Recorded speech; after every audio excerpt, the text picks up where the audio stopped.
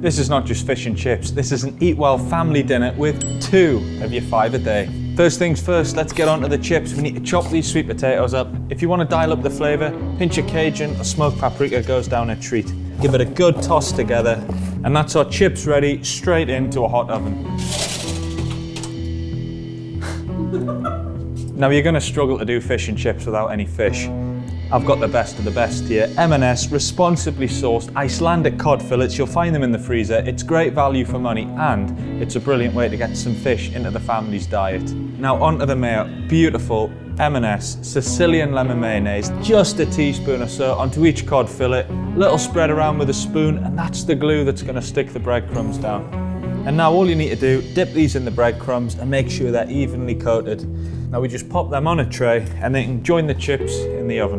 Onto our British peas, we're just going to cook them off, season them up, in with that chopped mint and just a drizzle of oil, or you could use a knob of butter, and then we'll just give it a light crush with a fork. It's golden, it's crispy, let's get this out of the oven. Look at that.